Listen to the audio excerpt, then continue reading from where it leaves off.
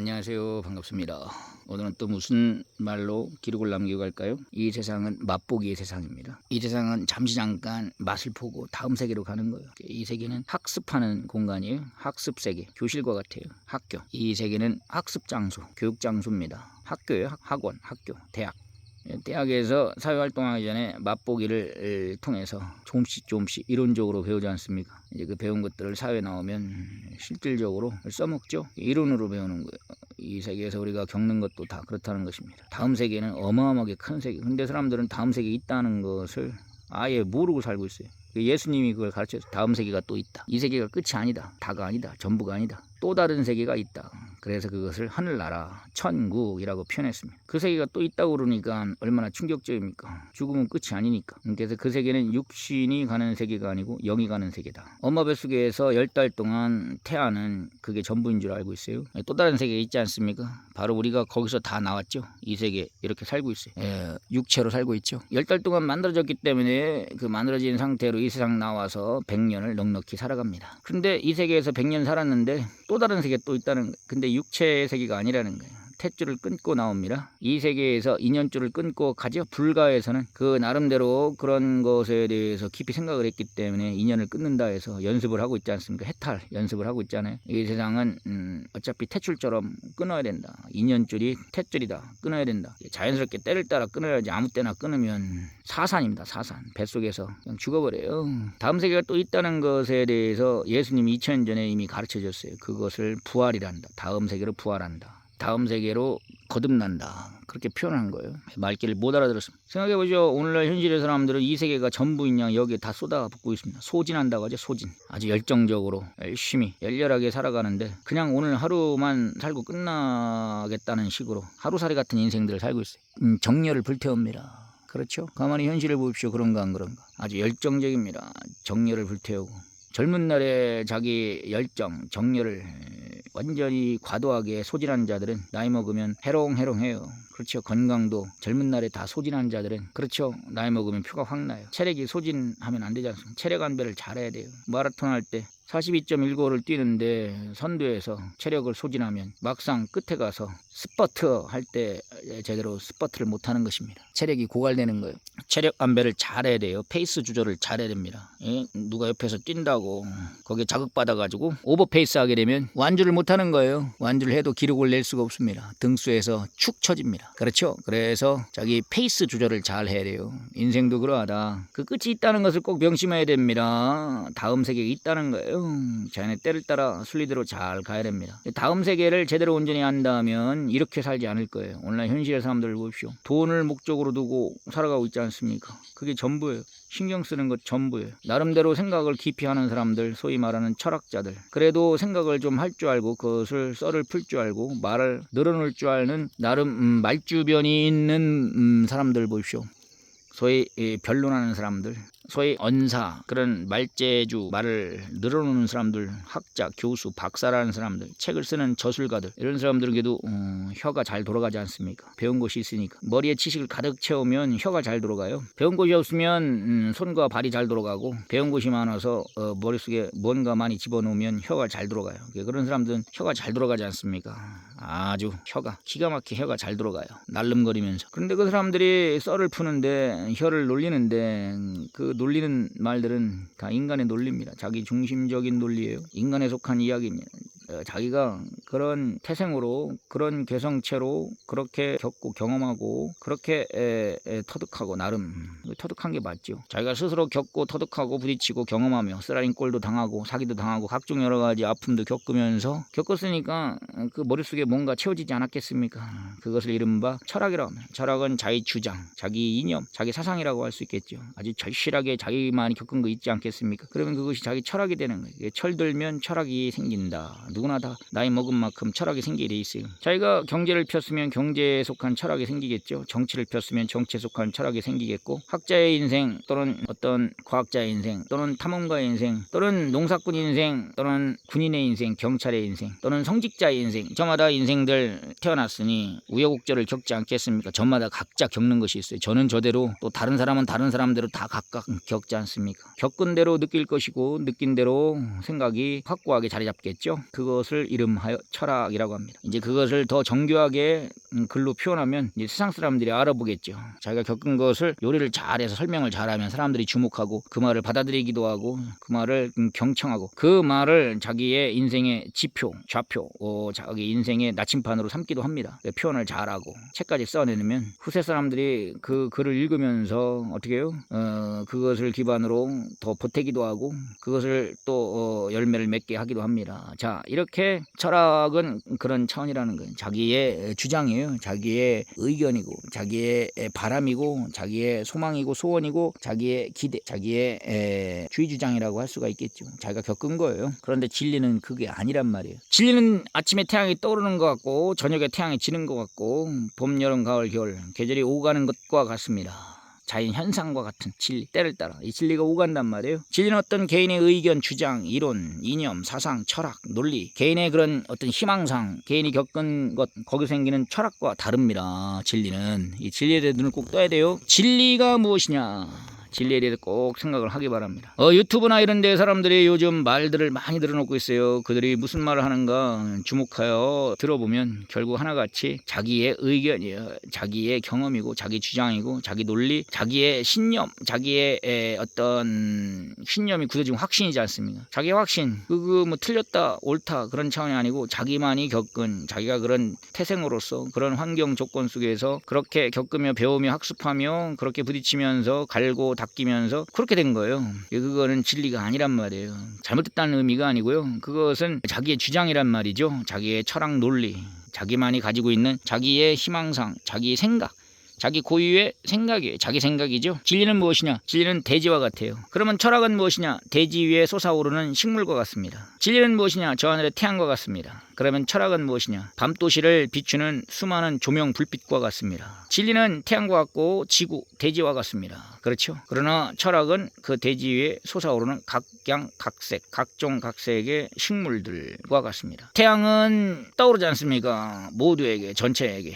나름대로 밤 도시에는 저마다 자기 수준대로 자기 빛을 발합니다. 조명, 불빛, 인공 조명, 불빛. 그렇죠. 철학이 그 차원, 그 수준이라는 것. 철학은 제각기 자기가 빛을 발하는 자기 논리, 자기 주장, 자기가 경험한 것, 자기가 인식한 것, 자기가 터득한 것. 그래서 철학도 나름대로 빛을 비춰요. 그래서 가로등 불빛 아래 또는 형광등 불빛 아래, 조명등 불빛 아래, 투광등, 그렇죠.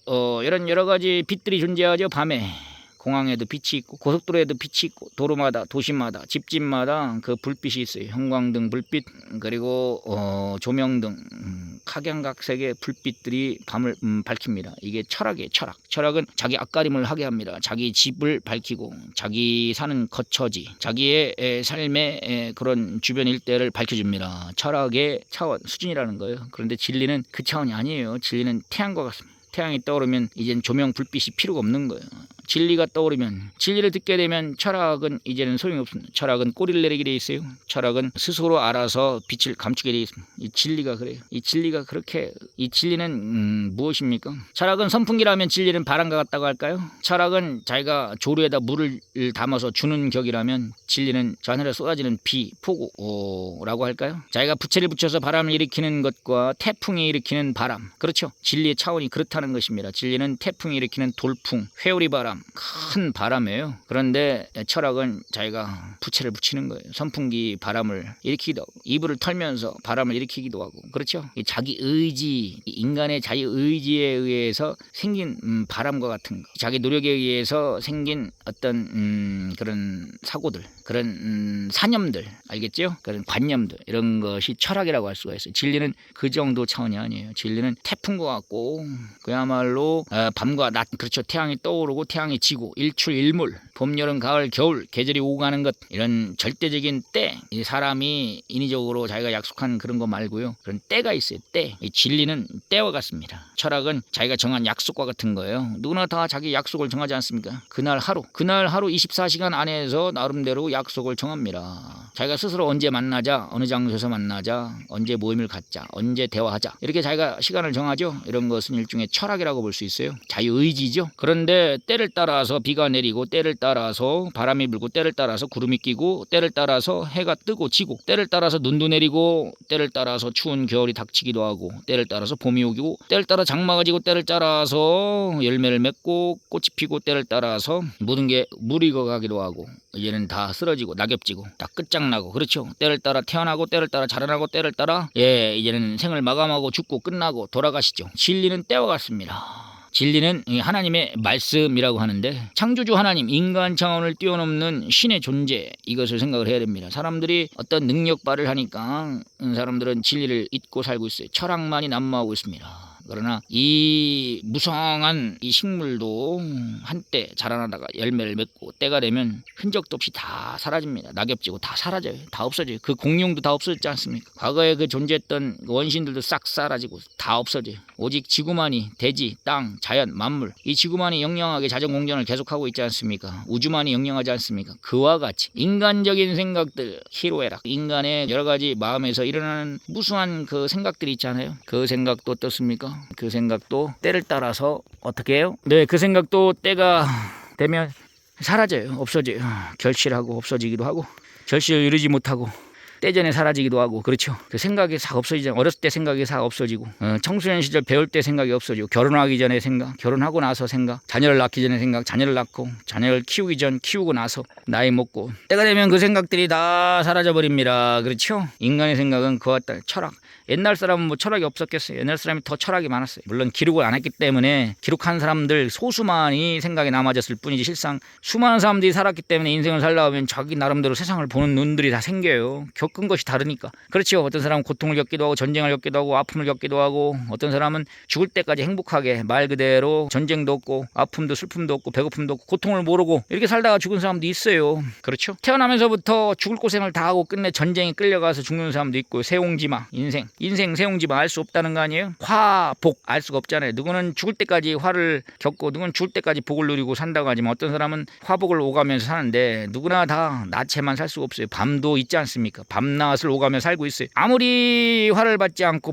복에 겨워 살았다 해도 그 사람은 그 사람 나름대로 그 자체로 화를 입고 살고 있어요. 자, 이와 같이 인생은 세옹지마 알 수가 없다. 뭐 이런 얘기를 하는데 다들 그 인생을 겪으면서 철학이 생겼다는 얘기죠. 그렇죠? 철학이 생긴 거예요. 근데 진리는 그게 아니에요. 진리하고 사람이 생각하는 철학하고 구분을 잘해야 됩니다. 철학은 진리를 궁구하는 거예요. 과학은 땅에 속한 절대적인 법칙의 세계고요. 철학은 인간의 관점이에요. 자유의지, 사람이 생각하는 거예요. 자기가 절대적인 땅에 속한 자연 현상 속에서 겪고 부딪히는 것이 있지 않습니까? 누구나 다 자기 육신이 있으니까 자기 육신이 자연 만물 속에서 겪으면서 주고받으면서 거기에서 느껴지는 감정, 감동, 감각, 감흥 이런 느끼는 것이 있지 않습니까? 느낌들이 각양각색이에요. 자기가 겪는 사건도 다양하고 부딪히는 것도 다양하고 왜? 인간은 활동하니까 움직이니까 한 가족 식구라도 자기가 접하는 사람들이 다르고 인간관계가 다르고 사회관계가 다르고 그날 하루 접하는 관계가 달라요. 그렇죠? 접하는 관계 다시 말하면 자극을 받고 자극을 주고 서로 자극을 준다. 자극에 따른 반응들이 있잖아요. 그렇죠? 느끼는 것이 다 달라요. 부부라도 다르고 가족끼리 구성원끼리도 다른 거예요. 같은 민족이라도 다르고 물론 동질성이 있죠. 그렇죠. 자, 이 시대가 동일하게 겪고 있는 것을 한번 잘 살펴봅시다. 이 시대는 이제는 무엇을 겪고 있습니까? 이 시대 사람들이 유튜브, 그렇죠. 인공지능 이것을 지금 이 시대 사람들이 겪고 있어요. 가상세계를 겪고 있어요. 과거에 한번 좀 역사적으로 좀 거창하게 이야기해 볼까요? 이런 생각을 했어요. 중국이라는 나라가 노노공자, 불교가 아닌 유교가 승했죠. 왜 그랬나 생각해 봤더니 어떤 사람이 이야기해 주더라고요. 중국은 3800년의 역사가 있는데 3600번의 역사책에 기록될 그런 전쟁을 겪었대요. 그러니까 평균 1년에 한 번씩 전쟁을 겪은 거예요. 그래서 그 사람들은 담을 높이 쌓아서 담 쌓는데 아주 뛰어나대요. 왜? 외침이 많으니까. 만리장성, 요즘 서해 또는 저쪽 베트남하고 서로 공해에서 뭘 쌓고 있지 않습니까? 만리장성. 그리고 화교들이 집을 지은 거 보면 전부 다 담벼락을 높게 해서 사방을 다 막아놔요. 입구만 살짝 내밀고. 그게 하도 외침을 받아서 그랬다고 하더라고요. 그리고 그 중국이라는 나라는 각종 어떤 책들이 유명합니까? 옛날 중국 영화 보십시오. 온통 중국 영화. 무술, 이소룡, 성룡 이런 사람들 무술 영화잖아요. 싸우는 영화예요. 뭐 치권이니 무슨 권이니 소림사, 무협지. 중국이라는 나라는 온통 싸우는 나라래요. 그렇게 많이 싸웠다는 것이죠. 자, 이렇게 늘 싸우니까 왕들이 일어나서 그냥 살벌하게 싸우니까 공자 같은 사람이 그 싸움을 뜯어말리기 위해서 왕들을 그 시대의 그 시대의 왕들을 훈계하는 이야기를 써낸 게 그게 바로 공자의 사상 아니겠습니까? 그런 생각을 한 거예요. 그 시대가 난세, 그 시대가 온통 삼국지, 유비, 관우, 장비, 우리 흔히 알지 않습니까?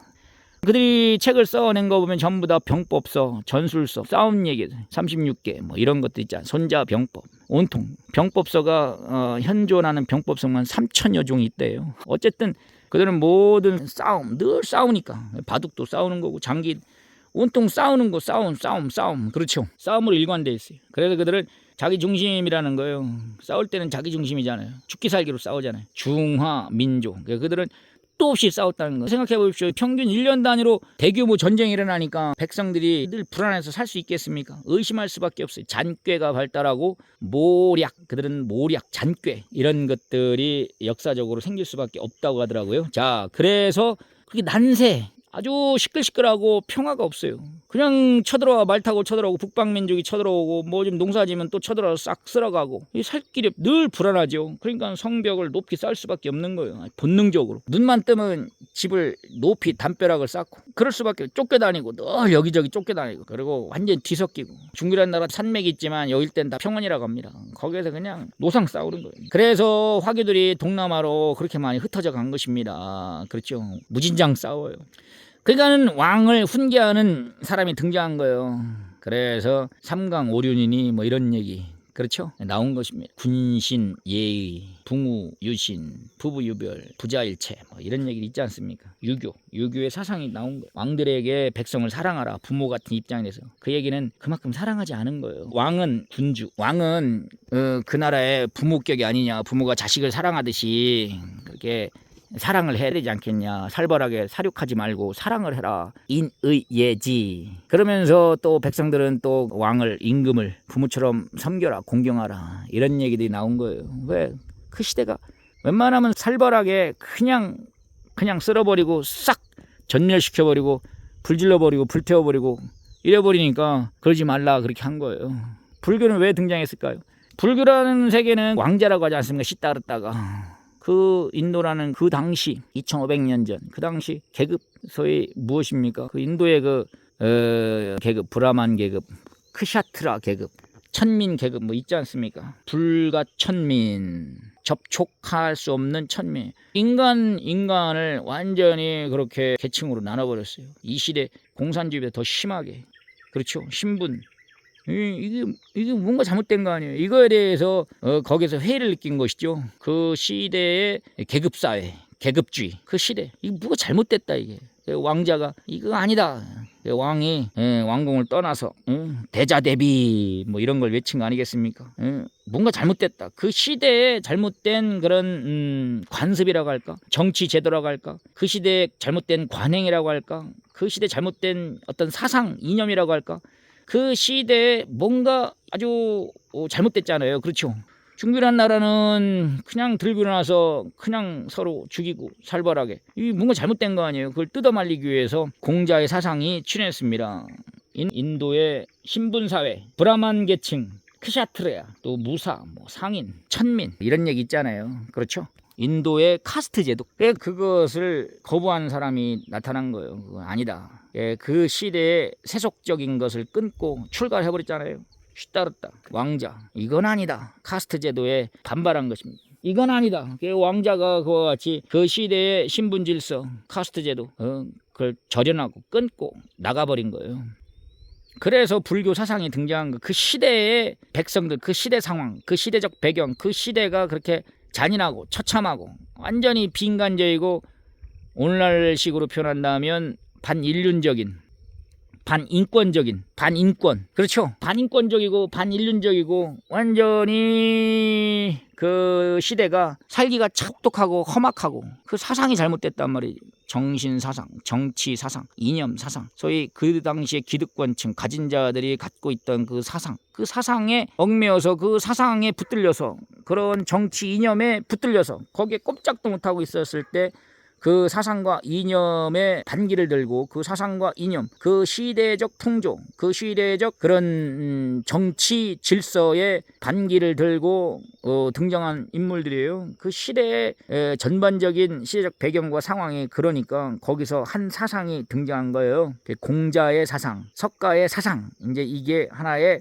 종교적 형태를 띠게 된 거예요. 많은 사람들이 거기에 동조하고 따르고 그것을 높이 떠받드니까 무엇입니까? 이것이 하나의 종교가 돼버린 겁니다. 불교, 유교 이렇게 해서 등장하게 된 것입니다. 이것을 생각했어요. 그렇다고 해서 불교나 유교가 종교가 아니, 종교의 근본은 뭐냐면 인간적인 그런 어떤 사상, 주의, 주장, 어떤 반기, 반론, 어떤 그 시대적 배경과 상황 속에서 그것을 거부하는 새로운 이념, 체계, 이게 아니에요. 사람의 생각이 아니에요. 소크라테스의 사상도 마찬가지 아니겠습니까? 그 시대, 그 시대적 배경 상황 속에서 그런 이념이 하나가 등장했어요. 자연을 탐구하고 만물을 궁구하고, 그렇죠. 그 시대의 정치, 도시국가, 그 시대의 통치, 다들 보면 그 시대의 소위 기득권층, 소위 말하여서 정치인들, 그 시대의 통치자, 그 시대의 지배 세력, 그 시대의 권력자, 이들의 권력, 지배, 사상, 그들의 모든 통치 이념, 이거에 대해서 무엇입니까? 네,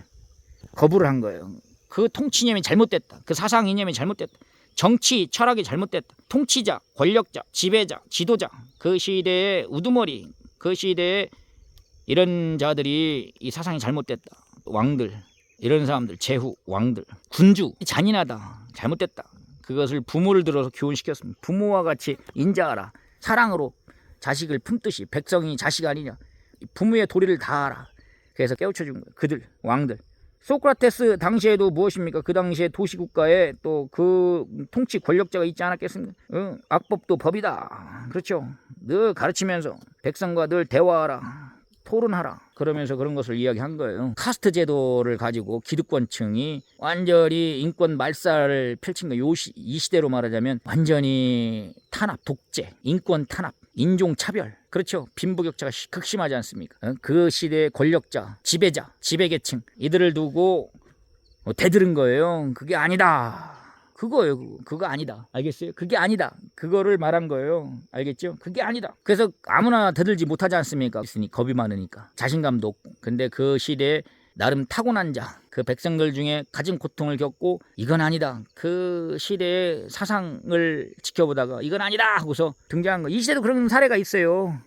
오늘날 현실 보십시오. 대한민국도 그런 사례가 많죠. 군사 독재 시대, 군부 독재 시대에 이한열 이렇게 추모하지 않습니까? 그 군사 독재를 놓고 데모를 하다가 죽은 사람들 있죠. 이한열 또는 누구누구, 전태일 뭐 이런 사람이 있죠. 노동계에서 나름대로 그 시대에 어떤 사람들입니까? 귀족. 이 시대로 말하면 재벌, 산업 현장에서 재벌, 족벌주의. 정치적으로 말하면 독재, 군사 독재, 군부 독재. 자기들이 독점하고 독재를 하고, 이거에 대해서 대다수가 꼼짝도 못하고 찍소리도 못하고 절절매고 있을 때 그야말로 거기서 투사처럼 자기 목숨을 걸고 젊은 나이에 데모를 했단 말이죠. 그런 사람들 열사, 추앙하지 않습니까? 감히 일반인들은 그렇게 못해요. 그 중에 최고로 극적으로 그렇게 울분을 참고 견디다가 거기서 한 지점에서 터져버린 거예요. 거기서 폭발한 거죠. 폭발하니까 이제는 노동자들이 그 한 사람을 중심으로 뭉치는 거예요. 데모하는 사람들이, 대학생들이 그 한 사람 죽음을 보면서 거기서 눈이 확 돌아가는 것입니다. 그래서 뭉쳐서 혁명을 일으키고 그냥 죽음을 불사하고, 그래서 그 정권을 무너뜨리지 않습니까? 요즘도 그런 게 있잖아요. 인도네시아도 최근에 그런 일이 있었고요. 거기 그 나라도 이런 열풍이 불고 있지 않습니까? 이런 일들이 지금도 일어나고 있어요. 그 시대의 상황, 배경 속에서 정치적인 압박, 압제, 혹독한 그런 수탈, 완전히 백성들 다수가 그런 세계에서 아주 압제당하며 혹독하게 살고 있어서 그 고통이 이만저만 아니었던 거예요. 소위 독재, 독선주의자들, 그 당시에 그런 지배 세력들이 아주 혹독하게 거기서 들고 일어난 것입니다. 그리스도 마찬가지. 그리스 사상, 소크라테스의 사상, 히랍 사상, 중국의 유교 사상, 불교의 사상, 이게 다 사상이 인간의 그 시대를 향한 지배 세력, 그 시대를 향한 통치 세력에 대한 권기예요. 권기. 인간이 인간을 향한 권기예요. 그게 사상으로 뭉쳐진 것이 하나의 종교 형태가 된 것인데, 자, 그렇다면 무엇입니까? 진리, 예수님은 어떠한 존재인가? 그 시대가 로마 시대, 오늘날 표현으로 팍스 로마나, 로마 제국 시대였잖아요. 로마가 기원전 800년 전부터 서서히 태동하기 시작해서 기원 전후에 로마 제국을 이뤘어요. 그때 예수님이 등장했어요. 그때 성경에서 볼 때 구약 시대 4,000년을 보거든요. 4,000년이 끝날 때쯤 새로운 시대가 왔는데 이 진리와 함께 왔어요. 예수님을 통해서, 진리의 말씀을 통해서 그 시대, 아주 잔인하고 이런 시대에 사랑하라. 하나님은 근본 사랑이시니 사랑의 교리라고 할까요? 사랑의 정신이라고 할까요? 이것을 들고 나타난 거. 예수님이 나타났어요. 그래서 그런 사상가들은 대부분 공자의 사상, 소크라테스의 사상, 불교의 사상, 이런 소위 우리가 말하는 성인들의 사상은 예수님이 나오시기 전 기원전 400~500년 전에 이미 등장했어요. 그 시대 사람들에게 교훈했습니다. 그런 땅에 속한 사람으로서, 땅에 속한 성인으로서, 성현으로서 그와 같이 그러면 안 된다. 그 시대의 지배 세력을 가르쳤던 것입니다. 경종을 울린 거예요. 그 시대의 통치 세력, 지배자, 그 시대의 왕들, 그 시대의 정치 세력을 향하여 백성의 한 사람으로서, 대표자로서 경고를 날린 거예요. 그러지 마라. 그렇게 하면 안 된다라고. 그것도 하나님은 그 시대의 그 사람을 통해서 그와 같이 말씀을 줘서 그들로 하여금 교훈을 시킨 것입니다. 그 시대의 지배자들, 그들에게 가르친 거예요. 그렇게 하면 안 된다. 왕이 그러면 안 된다. 왕이나 돼서 나를 대항하는 자로서 어떻게 그럴 수 있느냐. 이런 것이 먼저 일어났어요. 예수님이 오시기 전 500년, 400년, 300년 전에 성현들이 등장해서 그 시대의 땅에 속한 왕들에게 경고를 날린 거예요. 조언을 한 겁니다. 좋게 표현하면 조언, 교훈한 거예요. 가르쳤던 거예요. 그러나 그 시대 사람들이 순순히 그걸 받아들였습니까? 그 시대의 왕들은 그걸 거부했죠. 오히려 백성들이 그 말을 받아들이고 그 말을 자기들의 머리를 삼고 똘똘 뭉친 거예요. 그래서 그것이 하나의 종교 형태를 띠게 되었고, 오늘날 불교, 유교, 오늘날 대학, 이런 모든 과학, 지식, 이런 세계가 이루어진 것이 아니겠습니까? 사상이 어떻게 추려지는가를 보면 그렇다는 거예요. 그런데 예수님이 가르친 것은, 그것은 예수님 자기 자신의 논리, 주장을 핀 게 아니에요. 예수님은 33살에 돌아가셨는데 예수님은 그렇게 많이 사는 것도 아니에요. 그만큼 경험이 없다는 얘기죠. 잘 생각해 보십시오. 33살이면 많이 겪을 수가 없잖아요. 소크라테스, 공자, 그리고 시다르타, 이런 사람들은 나름대로 더 많이 살았을 거요. 많이 살았어요. 예수님은 33살에 젊은 나이에, 그렇죠, 많이 겪은 게 아니에요. 그리고 여기저기 다닌 것도 아니에요. 예수님이 여기저기 다녔습니까? 제가 알기로는 공자도 많이 다니고, 소크라테스 이런 사람도 그 당시 도시국가 여기저기 많이 여행 다니고 다녔을 거 아니에요. 시다르타도 마찬가지고. 예수님은 그 동네에서, 나사렛에서 태어나서 예루살렘 거기 왔다 갔다, 그 동네에서 왔다 갔다 했단 말이죠. 그런데 어떻게 예수님이 이와 같이 오늘날 메시아, 그리스도라고 합니까? 진리를 받아 전해준 거예요. 어떤 사상이 아니고 어떤 인간의 사상, 어떤 인간의 지혜, 이렇게 해야 된다, 이런 윤리, 도덕, 자비심, 인간관계에 속한 양심에 관한 것, 윤리적이고 도덕적인 것, 예의, 인간관계, 부모와 자식 관계처럼 나라의 지도자, 왕과 백성의 관계, 어떤 이런 관계, 자연과 만물의 관계, 인간과 자연의 관계, 이런 관계를 설명한, 땅에 속한 관계를 설명한 것이 아닌, 물론 그것도 포함되는데 그 외에 있는 인간과 하나님과의 관계, 하나님은 존재하신다, 또 다른 세계가 있다, 영의 실존 세계가 있다, 그 세계를 가르쳤던 거예요. 예수님이 깨닫기 바랍니다. 그래서 예수님은 메시아, 그리스도란 말이에요. 만왕의 왕, 만주의 주라고 성경에 표현되어 있습니다. 예수님은 일반 사상가하고 달라요. 일반 철학가도 아니고요. 예수님은 그러한 성현이 아니라 바로 메시아, 그리스도, 구세주란 말이에요. 그 격이 달라요. 그런데 오늘날 이걸 구분을 못하니까 4대 성인 하면 석가, 공자, 소크라테스, 예수님 이렇게 치는데, 예수님은 4대 성인 축에 드는 분이 아니고 그는 하나님의 아들, 하나님이 보낸 자, 하나님과 동등시되는, 하나님처럼 취급되는 메시아, 구세주, 그리스도, 이런 말이에요. 예수님은 똑같은 사람인데 그 가르친 것이 완전히 다른 거예요. 그 가르침은 진리예요. 진리. 일반 철학, 사상, 논리, 주장, 이념, 어떤 당위성, 인간과 인간 사이의 어떤 관계를 논하는 그런 주의 주장이 아니고 절대적인 하나님의 법칙의 진리의 말씀을 대언한 것입니다. 그걸 전한 거예요. 그래서 예수님이 메시아라는 거예요. 하나님의 아들이라고 한 거예요. 하나님의 말씀, 진리가 무엇이냐, 그 진리를 전한 거예요.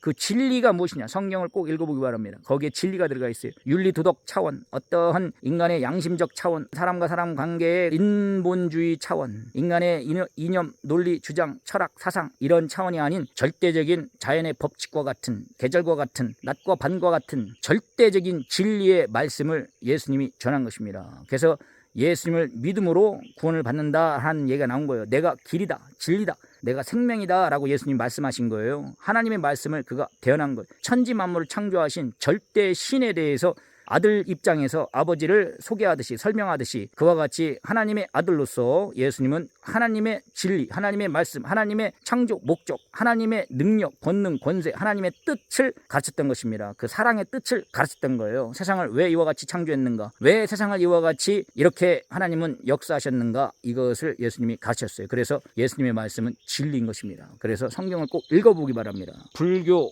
유교, 어떤 다른 사상, 어떤 다른 소위 종교라고 말하는 그 세계에서 가르치는 교리, 경전, 이것은 땅에 속한 인간의 사상이에요. 자유의지를 가지고 탐구하고 연구하고 궁구해서 알아낸 사상이지 그것은 진리가 아닙니다. 진리는 하나님의 말씀이에요. 그때그때마다 하늘로부터 떨어지는 말씀이에요. 사람이 손으로 만든 전등, 전기, 불빛, 가로등, 불빛, 형광등, 불빛, 어떤 형광등, 불빛, 인공 조명이 아니고 저 하늘의 태양과 같은 때를 따라 떠오르고 때를 따라 지는 저 빛과 같은 말씀이에요. 그게 진리인 것입니다. 진리지 않는 진리의 말씀을 꼭 깨닫고 오늘도 그 말씀이 얼마나 위대한지를 깨닫는 하루가 되기를 기대해 봅니다. 감사합니다.